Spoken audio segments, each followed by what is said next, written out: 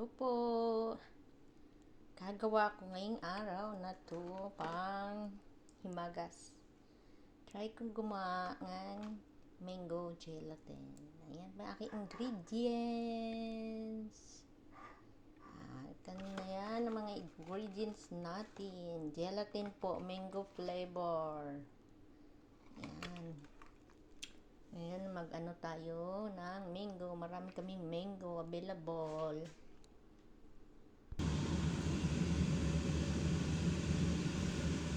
Hiwain ang ating mangga. Bakit ng skip natin. So, ibinigay lang sa amin ni Baby.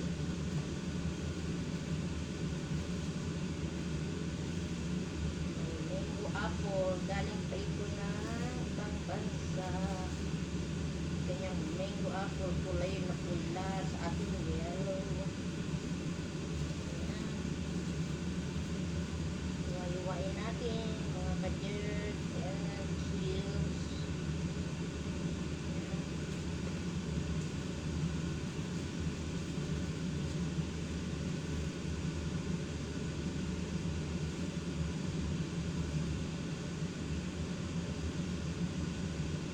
Lagyan natin kung bukan na ating water.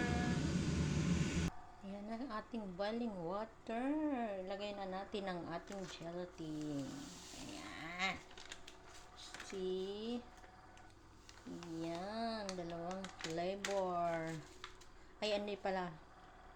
Plain lang yung isa. Ayan. Sinaw-sinawin natin. Ayan. Hanggang sa mag-melt. Melt. Dito, nagbibideo. Uy,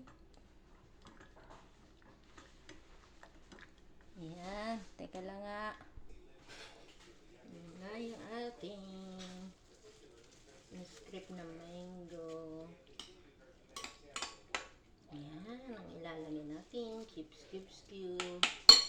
Tapos ito pinapalamig natin. Tapos lagyan natin ng ating, lagay ko sa isang container. Wait lang ha. Ito na guys, pinawarm ko na lang yung ating gelatin. Ayan siya.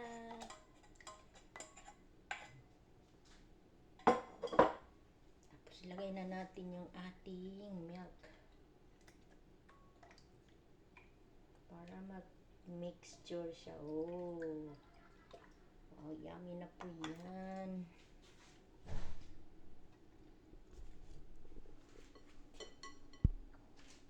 Ayan, nag-mixture. Lagyan ko na ng gatas. Huwag masyadong matamis. Ayan. Oh.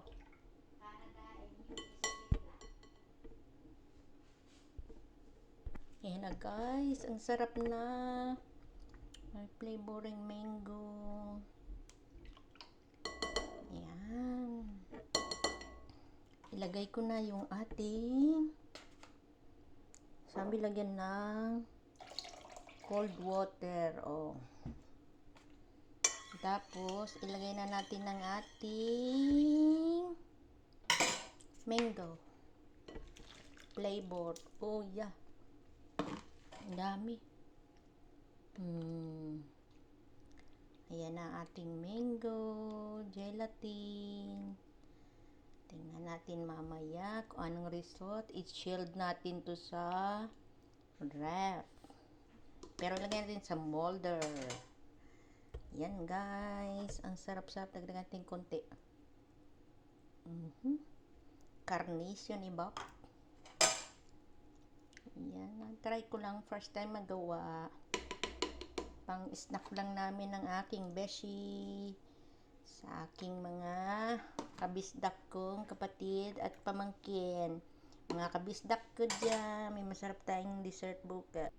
Ilagay ko sa container guys. I-divide ko.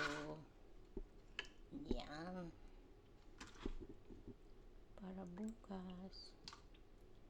Pwede na.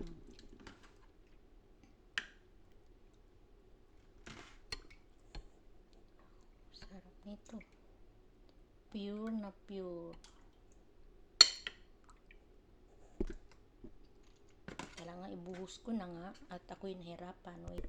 Ito na yun guys. Nilagay ko na sa container para ilagay ko na sa i-chill ko na siya sa ref. Ayan na po. Later, yung finished product. Pakita ko. Cover na natin. Tapos, ayan lang. Uy. Guys, ito na yung finished product ko. Mga kabisda ko dyan. Mga kabeshi. Slice ko na siya. Okay lang ha. Ayan na. Slice na natin ang ating jelly.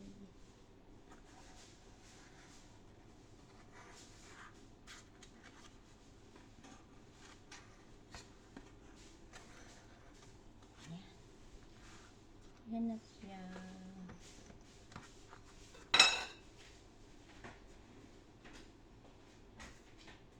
Ito na ang ating jelly mango. Ayan na po.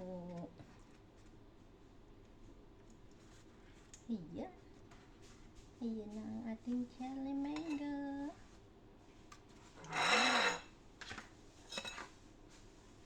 Ayan. Tikman natin po ang ating jelly mango, mga kadeer. Simple lang siya. Wala nang ibang additives pa. Wala nang ching pa.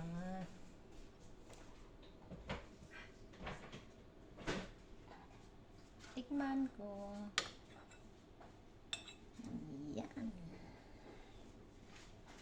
Haya. Hello.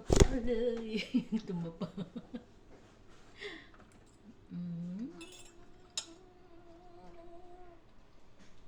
Yummy.